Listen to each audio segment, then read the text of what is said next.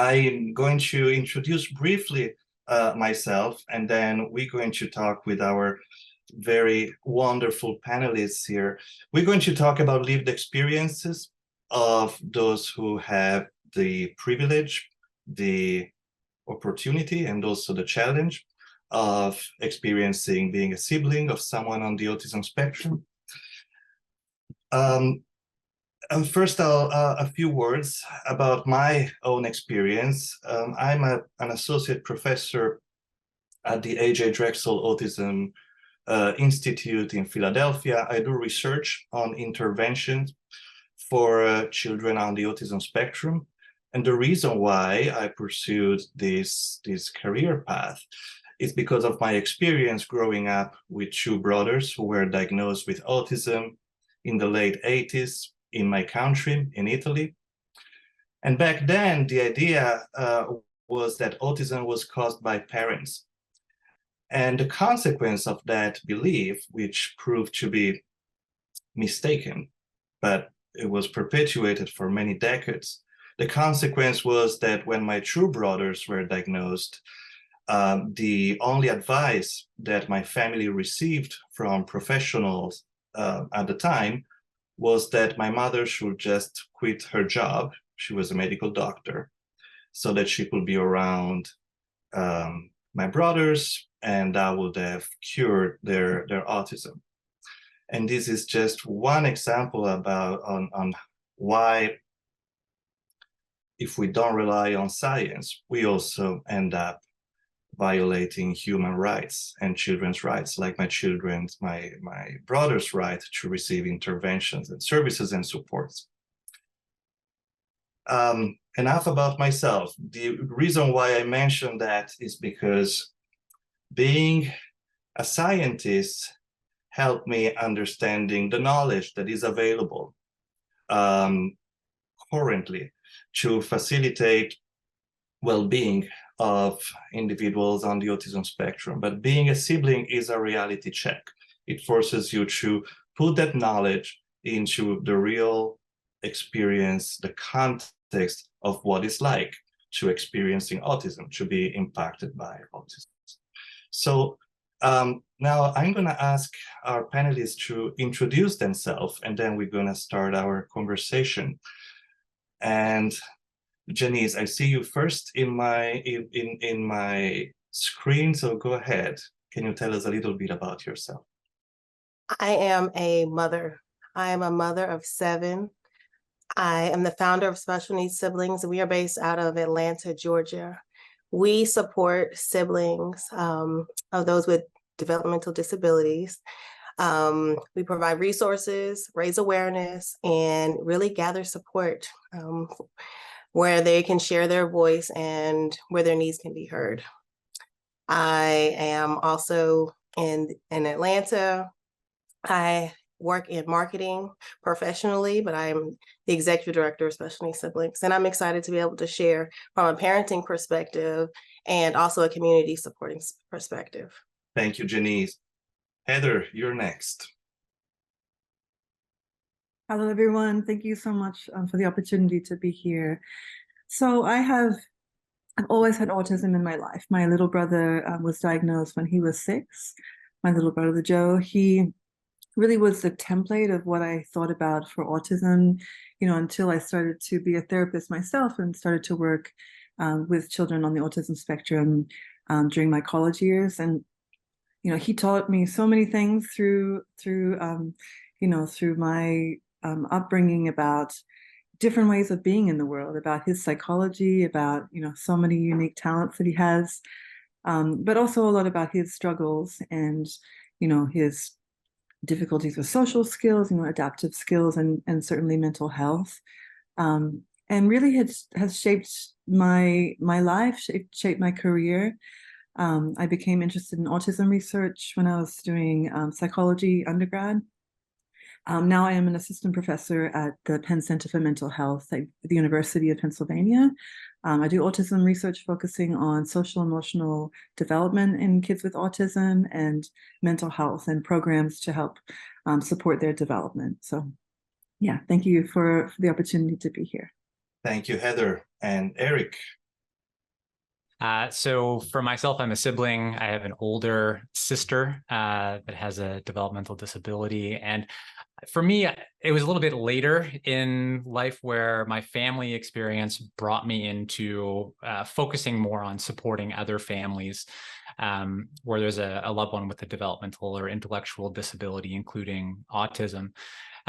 So it wasn't really till my late 20s that I started working with families, and really started working with my family, actually, because my family fell into a crisis where my mom, being the primary caregiver, just burned out. And she called me looking for support, and I jumped in and to support my family to find a solution moving forward. And so for my sister to create a life of her own. And that led me into working with other families. So today I have an organization called Empowering Ability, where I teach families how to create an awesome ordinary life with their loved one, and create a life plan with their loved one. Thank you so much for sharing this background. Now, being a sibling means opportunities, life-changing opportunities, changes in perspectives, but it also means challenges. And what I would like to hear a little bit from you is how you navigate one of the main challenges, which is the potential for loneliness or being disconnected from other families or from other individuals who have life experiences that are very different. And basically the risk of isolating yourself as a family. And Jeniece, what is your perspective on that? Well, it's interesting you would say that. I didn't even mention that my family of 7, my second oldest son is autistic, and he actually has epilepsy as well. So when I started the organization, it was really because I noticed that my other children were feeling isolated, and they were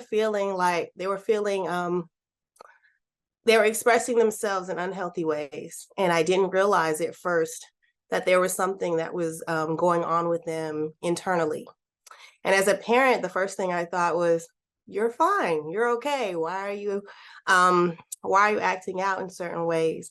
Not realizing that the fact that when my son was younger, there were certain things we couldn't go to as a family, or we might have to leave early.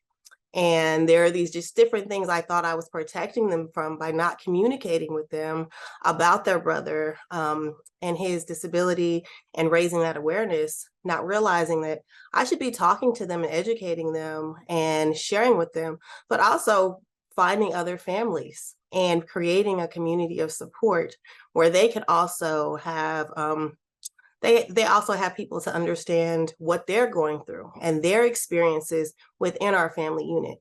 I could find support as a parent very easily online, in networks. I'm an adult and I can express myself and my feelings. My children did not have that. And they didn't have the words to be able to say, I need help, or I just want extra attention and I want you to see me too, without feeling guilty. Honestly. And so creating in those spaces was so important for me.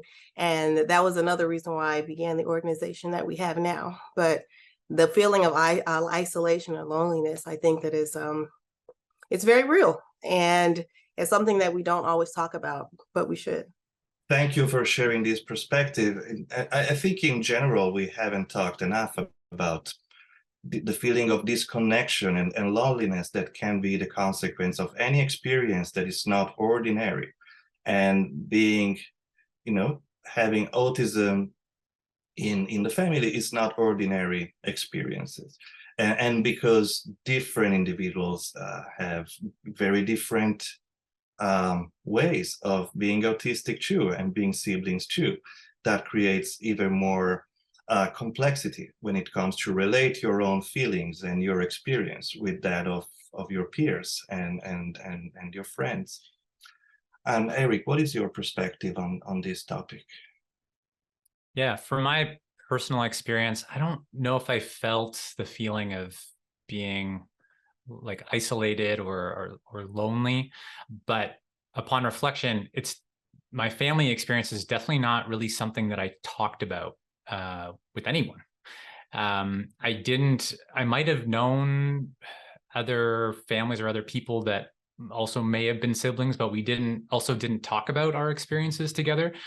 And it wasn't until I was, I think, 30 that I actually had like a meaningful conversation with another sibling that had a loved one with a disability, and shared our actual experiences. And that was a really enlightening conversation. It's like, well, I don't know why I haven't talked about these things before, but it was helpful to talk about those things. So yeah, I think for a lot of it, I just kind of held on to that family experience in fear of maybe people that friends, other family members that wouldn't understand it. Or maybe I might have approached it at some point in time and maybe they didn't understand it. I was like, okay, well, I'm not going to talk about it anymore. But that was my experience. Thank you. Well, I will add one thing. Is that there's another layer that I think it's perhaps more recent that I'm experiencing, is that when I started my journey in the world of autism, being aware that that was what my brothers were diagnosed with and all of that, autism was attached to extremely negative connotations. So to say you have a brother who is autistic, it meant some kind of depressing conversation. And so I will naturally avoid that conversation if I wanted to have a conversation that was not depressing. And that was the 90s, and that was not just the 90s, and that was until recently. Now today, autism is attached to more positive connotations, or to a combination of societal views in which the conversation and the narrative is no longer exclusively about challenges and difficulties and deficits and impairments. We're celebrating strength, which is great. But there's another layer, and this is something I'm hearing a lot from the people I talk with, which is the kind of autism that people talk about often is something that you might not recognize in your sibling. For example, if you start a conversation about your sibling being diagnosed with autism and someone say, oh, like Bill Gates, like Elon Musk, like all of this celebrity autism, that can create even more disconnection, even if it comes from a good place of celebrating success and achievement. The idea that your own conversation, your own experience, your own life experience does not necessarily connect to that level or that connotation of success, can create additional feelings of disconnection or not feeling connected with that conversation. Sorry, Heather, go ahead. So yeah, in terms of loneliness, I think especially when I was younger, you know, I'm a year and a half older than my brother, and so when he was young, you know, I was young and I didn't really understand autism like he didn't understand his autism. And when I would be at like elementary school, you know, he would have behaviors at school, and you know, my peers just wouldn't understand that, and they would be like teasing me, what's going on with your brother. Even when I was in high school, people just like kind of didn't quite get what was going on with him. And also, you know, he experienced a lot of loneliness at school, and he was bullied. And I remember seeing one day kids throwing rocks at him, and you know, just how horrible that felt for me and for him. And you know, I tried to run over and help him, but you know, nobody really understood where I was coming from. I think that, I mean, I understood that I want to protect my brother, of course, but not why he was getting bullied, or they didn't really understand his behaviors, why he was doing certain things. And so I think that kind of psychological loneliness, even if we weren't really isolated, you know, in our family, we would still go out to places and things like that. But yeah, people would just not understand, you know, in the general community and people that were close to me, even if, you know, sometimes they're really trying to understand, that just didn't know that because they were not a sibling themselves. Thank you. And that takes me to the next theme that I wanted to bring up, which is we often, when we talk about autism and when we talk about families, we talk about what needs to change in the person who is diagnosed with autism or in the family. But the conversation I want to have is what needs to change in the society, where the child belongs to the family, but the family belongs to a larger context. And so is your experience that the society is ready or well equipped or has the knowledge and the resources that we need for our siblings to experience a successful feeling of belonging and the help that they need in the society? Or if it's not, what needs to change? Jeniece? Well, I would say first off that it's not ideal still. I think we still have a lot of work to do as a society, as a community in general. But I think having conversations like this is where it starts, and giving people spaces to share stories without judgment and without fear or shame, and realizing that everybody's perspective and experience is different, but they all are valuable and we all can kind of relate somewhere. And it's interesting when you talk about like the celebrity autism or things you see on the news or that are shared on social media, and that's not what your home life looks like. And kind of feeling like, okay, I can't share this, my home life, because people are going to think I'm complaining or I'm saying something wrong or it's mean, it's cruel. When if we create spaces like similar to this one and have more conversations where it's just a reality of what it is, and then we can start deciding like, okay, so how can we improve? What could providers do? What kind of different conversations can be had, and how can we have them? I think sometimes just asking, how are you? And acknowledging, that you have different types of feelings. Even when Eric was just saying, like, he didn't have conversations like this with other siblings, and creating those spaces where siblings feel like this part of my life I can actually share comfortably and confidently without fear. And I think that that's just such a powerful thing, because I think things change when we start sharing and communicating with each other and creating platforms to be able to just talk. And we don't know what's happening behind closed doors. And another thing I know we like to do is hide. So we like to cover stuff and pretend like it's better than it is or whatever. But taking the Band-Aids off and the mask off and just being raw with things and transparent, I think there's a lot of power in that change. So those are my perspectives on that. I couldn't agree more. Eric, what needs to change in the society, in the communities? The big question. Can you give me a magic wand and we can make it happen? So I think things are slowly shifting in a positive direction.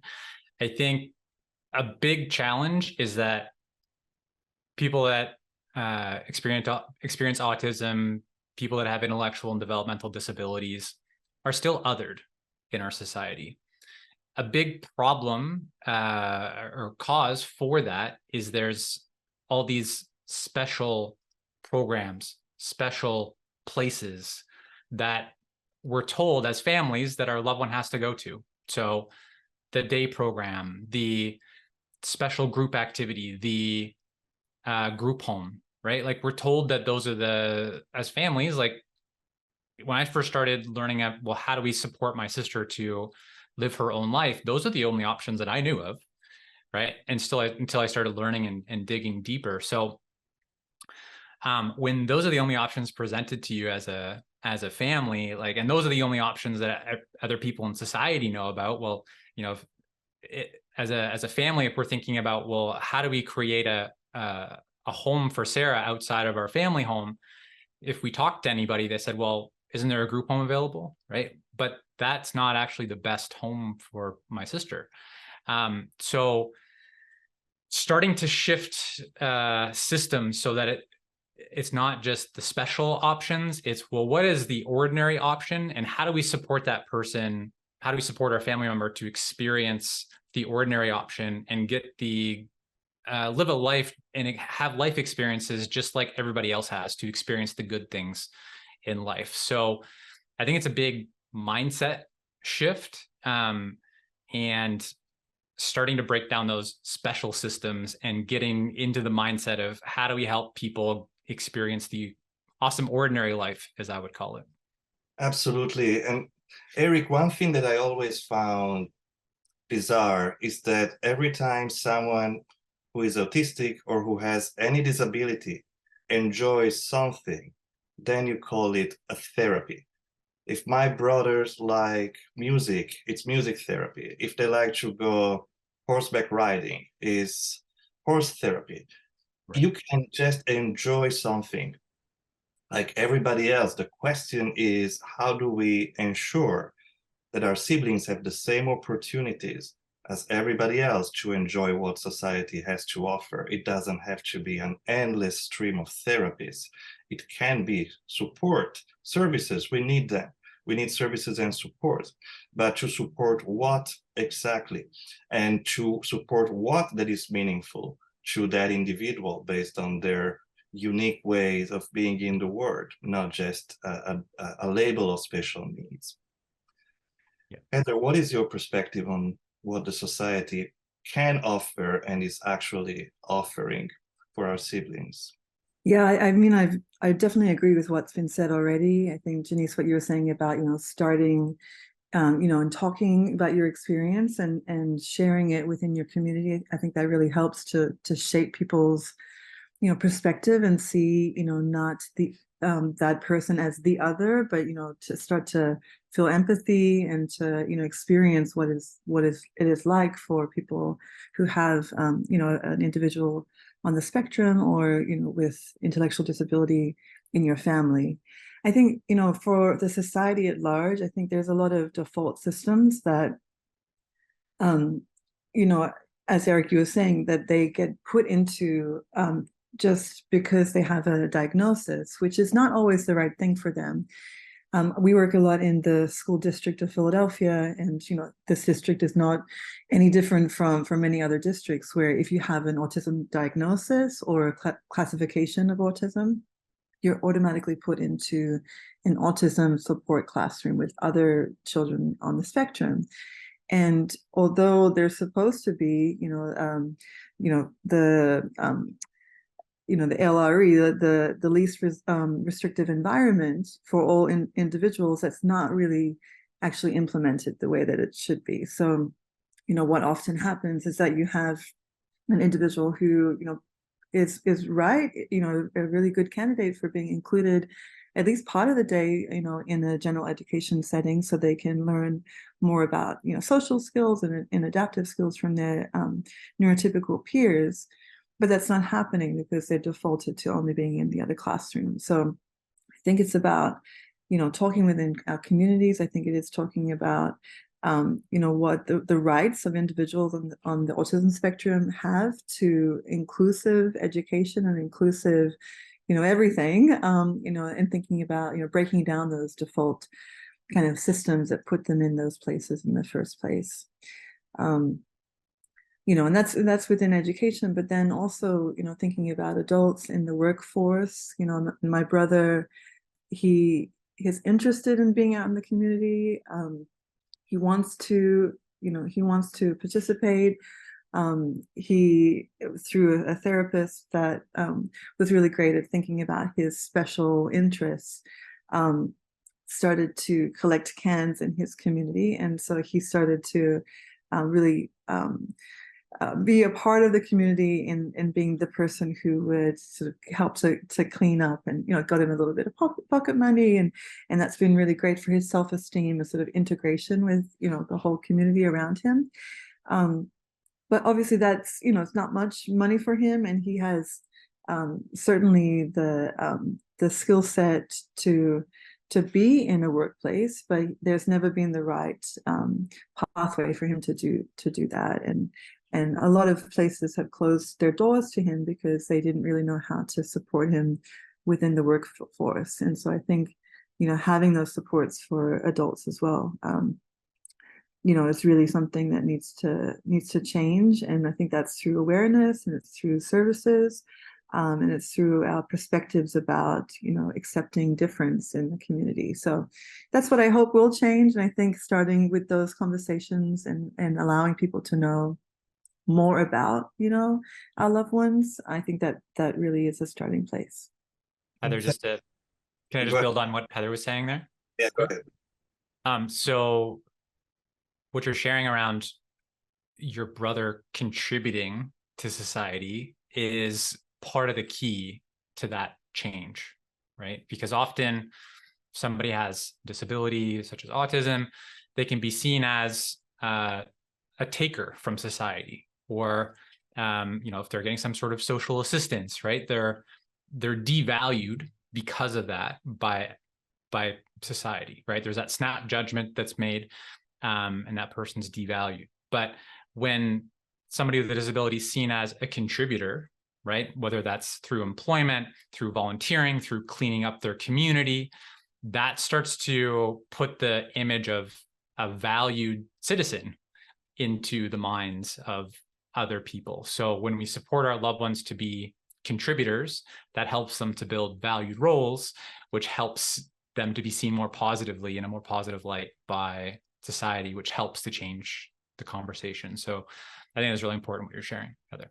I was going to say pretty much the same thing, but I was also going to add something that Heather mentioned, is how adults on the autism spectrum and adults with disability are supported, and how the society is very slowly changing their attitudes when it comes to things like employment. This is so important for a sibling, to imagine that your sibling will be able to be employed. Now, when it comes to younger children, we do see some more rapid change, perhaps, in the kind of services and supports that are becoming available. There is more research on younger children and so on.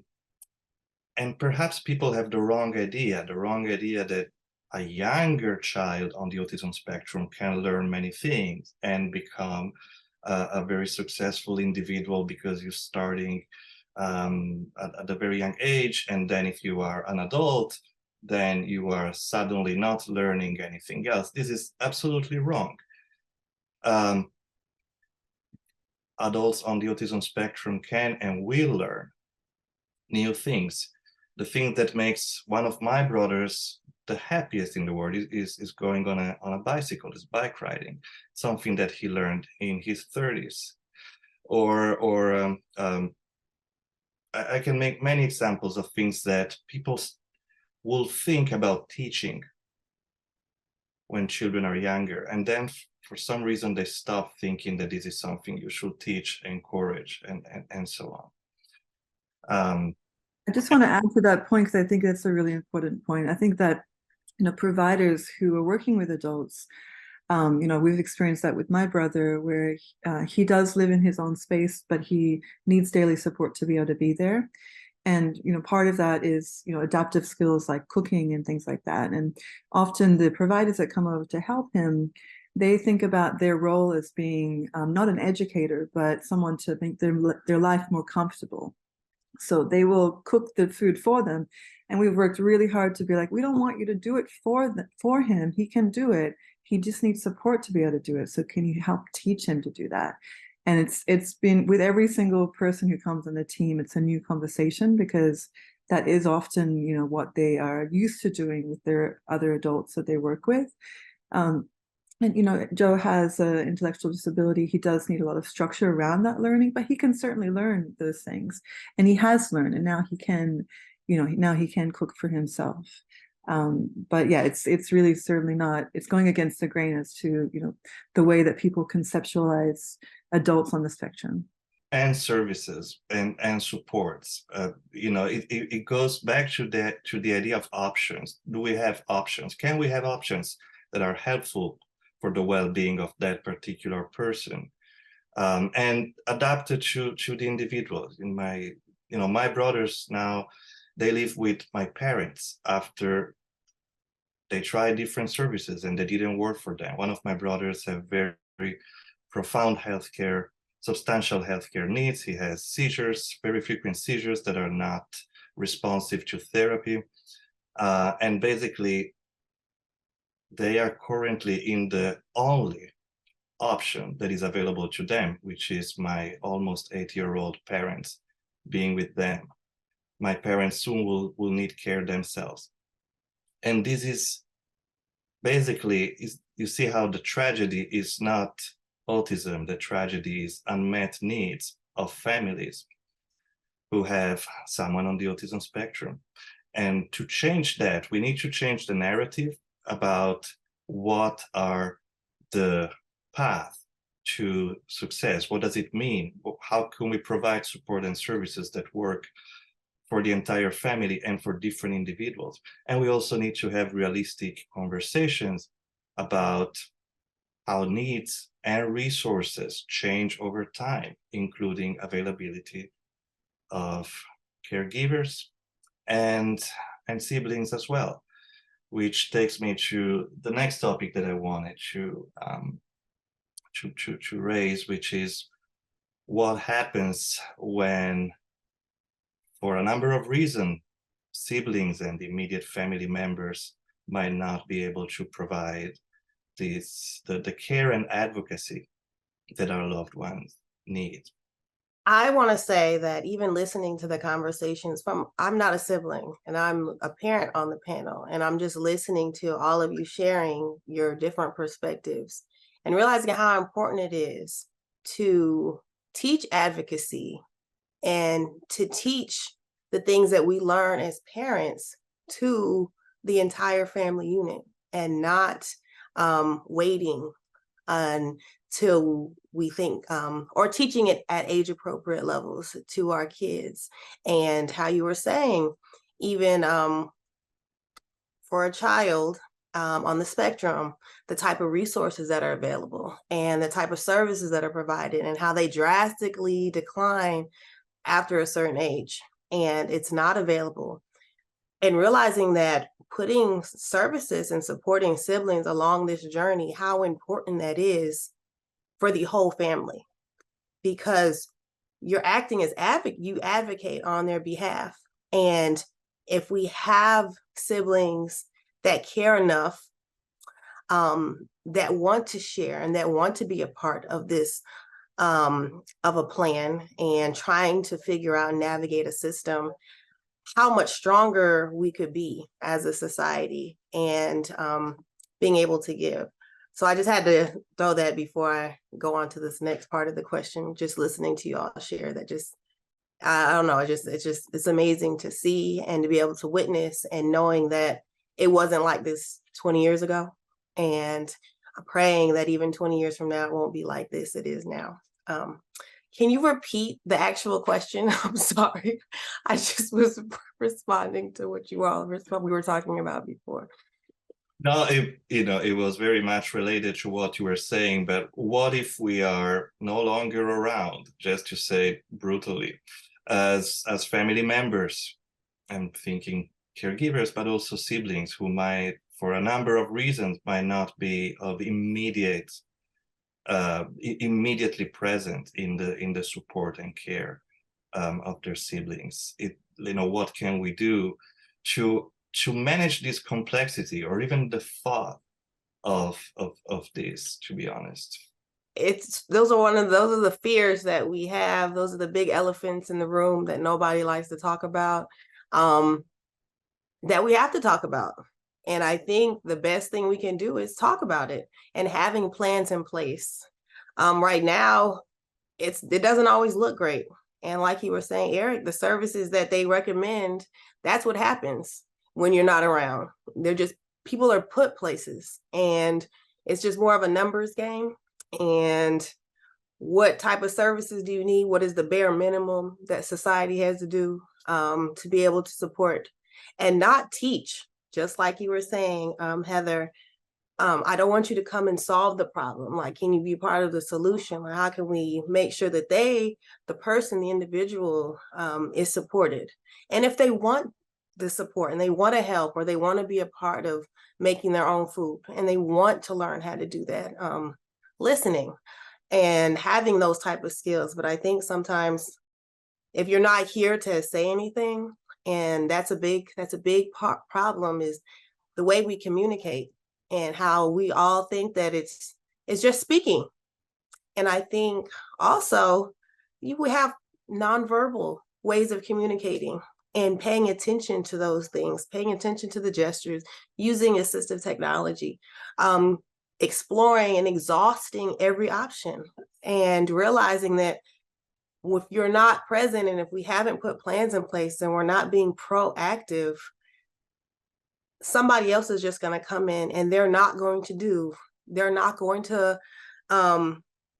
respect your decisions. And half the time they probably won't respect your loved ones either. And it's a fear, but it's just the truth, because they don't care as much as you do. They don't understand. It's not their perspective. It's not their family. And when it's not yours, people just don't care as much. And so we have to be proactive. Like, we have to be out here advocating. We have to share. We have to make sure that we're causing noise and making a fuss and saying something, because nothing's going to change if we're not doing that. So I think that having that in the back of your mind, that if I'm not here, I don't want to live in fear or scared or anything, but I'm also not going to live in a way where I'm going to be silent either, because one day the truth is I won't be here. One day I won't be here. And I don't know what will happen, but this is what I want. This is what I desire. These are things I'm going to put in place and find out. And even I'm in Atlanta, and our communities, even communities of color, the resources are just not around. And sometimes we just don't know.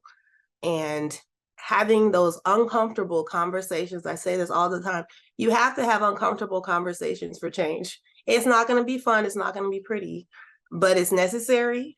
And once we have them, it's like, okay, now we've said it. So what next? So this is very important. And again, it reminds me how important it is that to remind people, we talking about challenges doesn't mean that we believe that autism is all about challenges, impairments, deficits, and all of that. Talking about the challenges is talking about health inequities. Our loved ones are receiving fewer educational opportunities, social opportunities, employment opportunities.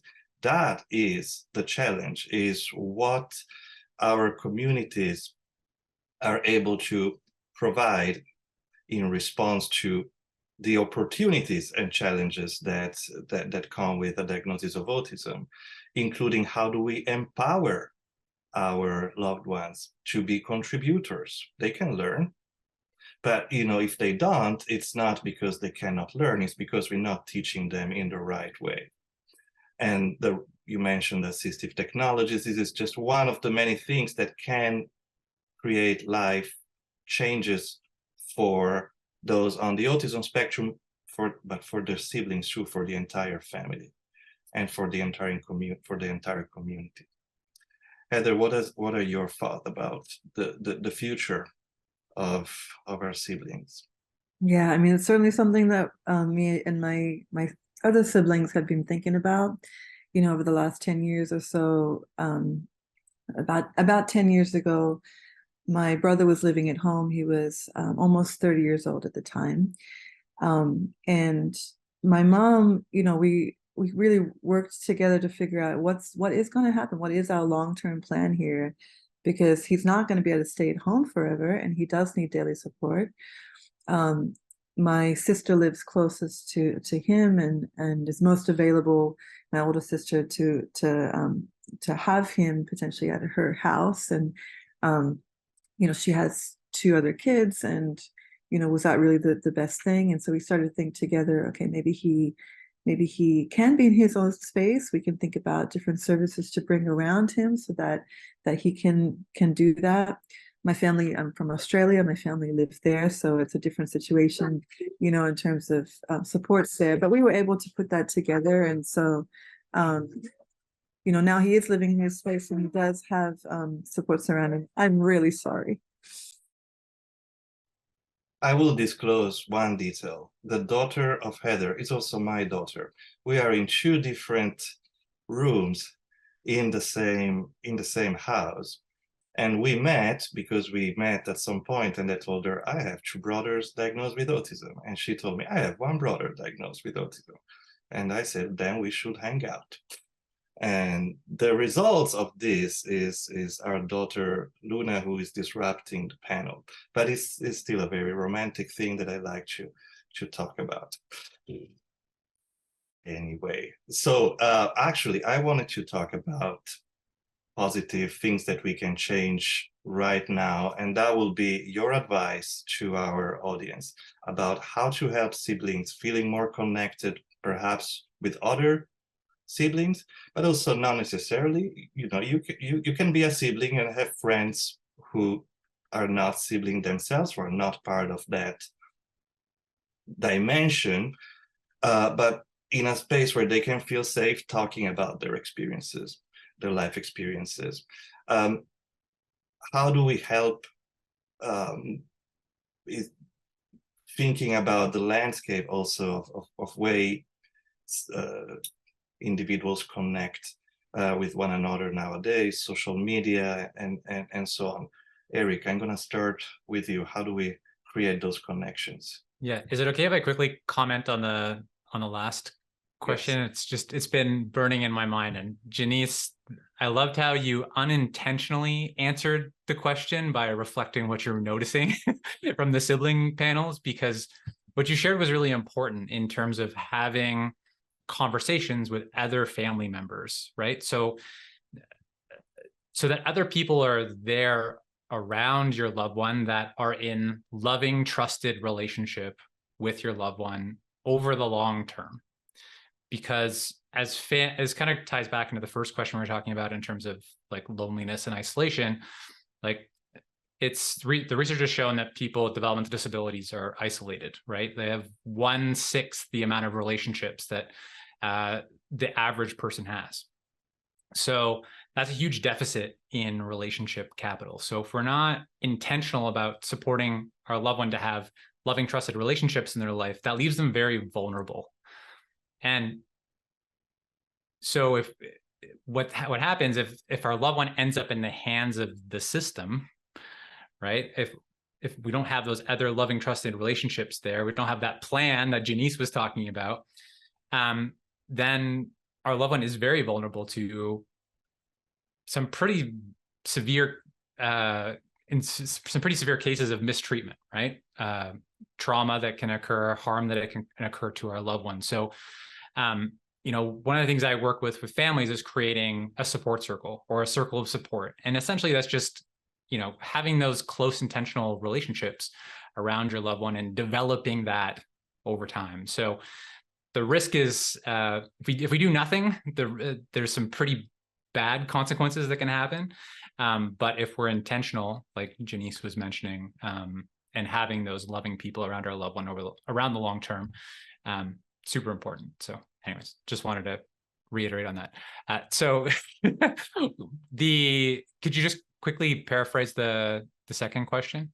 Yeah, can you give any advice to siblings who might be listening to this conversation about how to create or facilitate connections with other siblings, perhaps, or just in general with other people that might create a safe space for them to share their experiences and to have the social support that you're talking about? Yeah. So there are, you know, organizations such as the Sibling Leadership Collaborative in the United States. You know, Jeniece has created an organization in the Atlanta area that's helping to make those sorts of connections. So, you know, a Google search to search what might be around, or you might be able to connect virtually. I'm from Canada. There's the Siblings Canada, it's called now. So you can look for an organization like that. I think a very important conversation to be had is between siblings and parents as well, because there isn't that conversation, and there's a lot of assumptions that are made. So especially moving into adulthood. So I think often, a parent might assume, okay, the neurotypical sibling is just going to take over what I'm doing, but that might not be what that neurotypical sibling wants to do. So having those sorts of conversations around, how would you like to be involved in your sibling's life? What do you see that role as? How could we support you with that? What other people might we want to bring in and be around? That support circle piece, right, is also super important for siblings, because if there's other loving, trusted relationships engaged in our sibling's life that has a disability, then as a sibling, maybe it doesn't feel like it's all on me anymore, right? There's other people there to be part of that, be part of making decisions, be part of kind of that natural support system. And Eric, the other component of this is maybe the neurotypical sibling is not planning to have their neurodivergent sibling living with them, but it can also be the other way around. Like, we have to wonder, when we have someone in their 40s living with their parents, is that what the average person in their 40s desires? Maybe not. Maybe we need to think about, if this person did not have a diagnosis, is that the living arrangement that we will desire for them? And this is a mindset that we need to continue to have. Just because you're not talking, for example, like my brothers, doesn't mean that the living arrangement with your older parents is the most desirable thing for you. It's the only option, but it's, normally individuals at that age might express that they want to do something more independently. It's a very important point. Jeniece, what is your advice if there are siblings who are listening to this conversation on how to be connected and feel connected? Well, I definitely would second Eric talking to your having those conversations. As a parent, I foresee my children having conversations with me. I know we've kind of talked about a little bit. I have teenagers now, so now that their brother is 18, still home. He hasn't went to college. He's still actually in the school system, but things have just changed, and they're kind of like watching and curious and asking questions.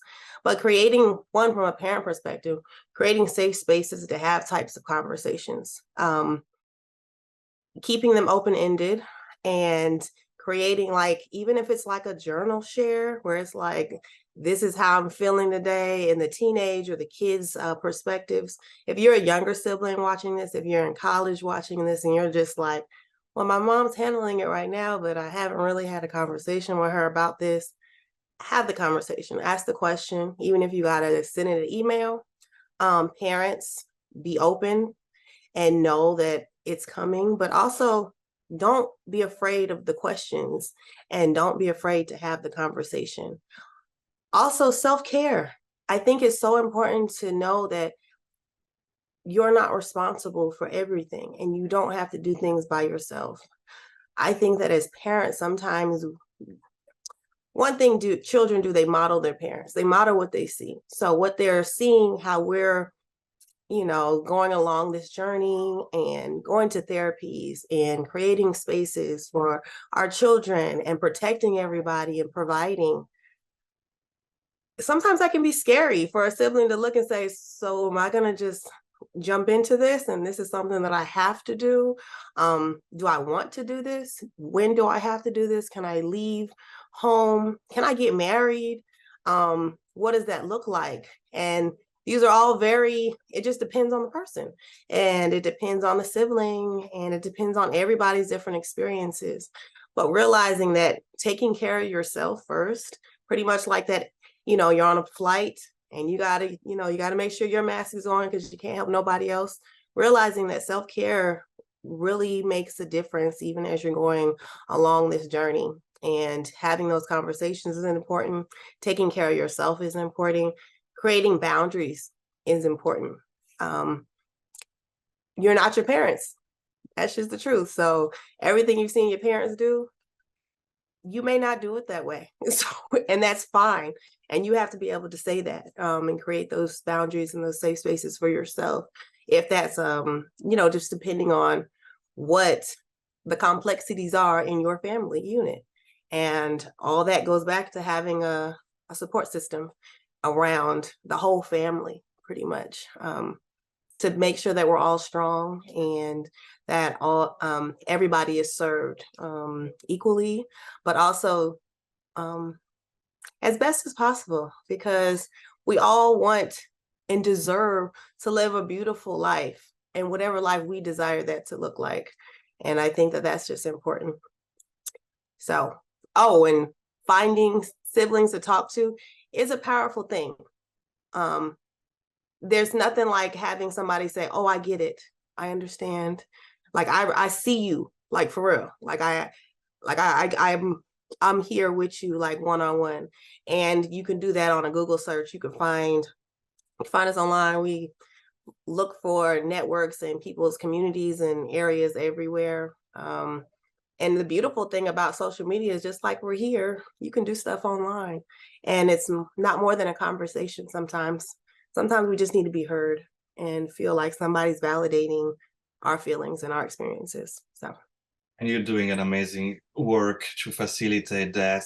And I am so grateful that you mentioned self-care, because we can be much more powerful advocates for our siblings if we take care of our mental health as well. I remember at some point, I was going through a lot of practical challenges with caring about my brothers, and I was basically spending a lot of time with them, thinking, and with all the complexities that comes with seizures and all of that.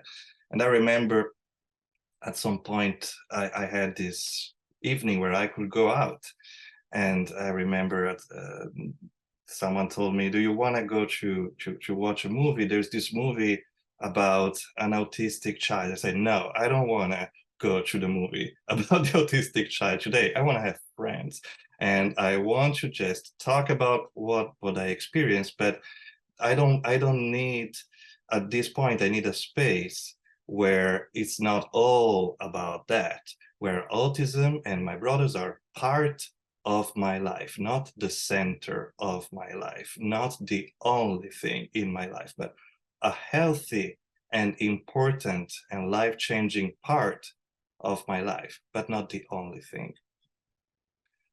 Heather, what are your thoughts?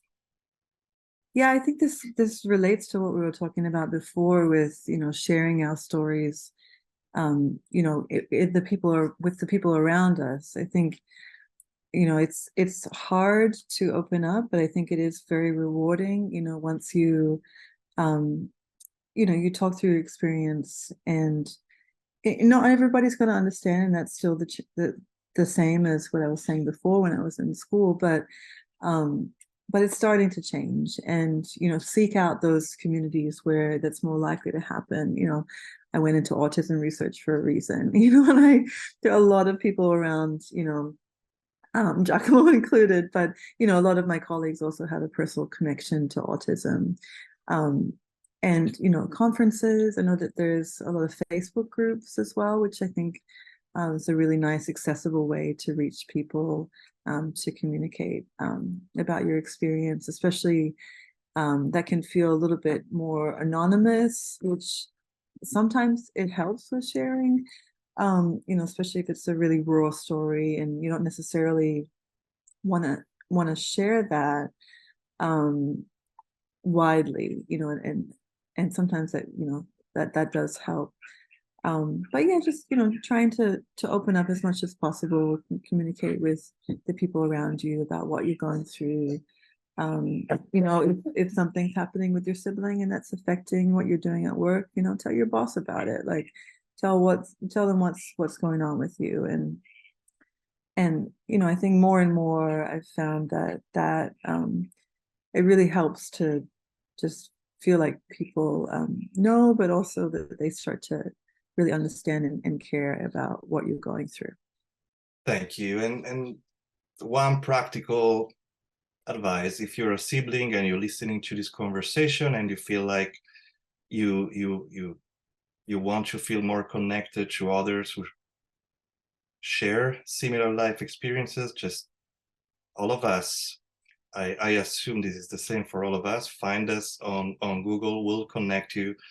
We'll connect with you, and we'll help you connecting with the resources that are available in your community.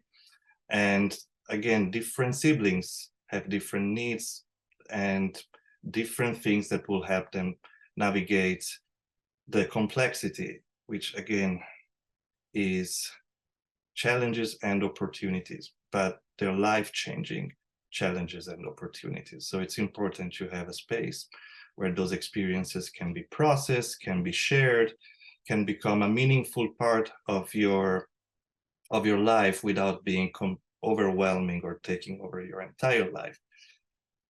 So I feel like this conversation has just started, and as it's often the case with me when I ramble, I look at the clock and then it's actually, 2 minutes left. This is a very threatening message. Okay, well, all I can do in these 2 minutes is to express my very, very deep gratitude for our panelists. Unfortunately, when people talk about disability, you always hear the word inspiring, to the level that when I hear the word inspiring, it sounds such a cliche. I don't want to say it, I don't want to hear it. But this time I will say it.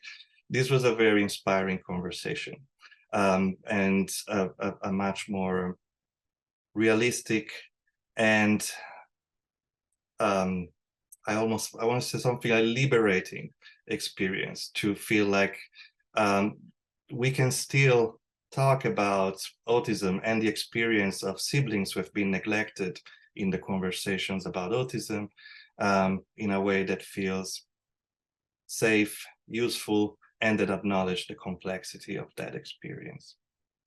So thank you very much, Dana, and thank you, Autism Tree, for the amazing work that you're doing to disseminate knowledge about autism, and not just the scientific knowledge, which is absolutely important, but the life experience of those who are impacted by autism in different ways, including siblings. Thank you so much.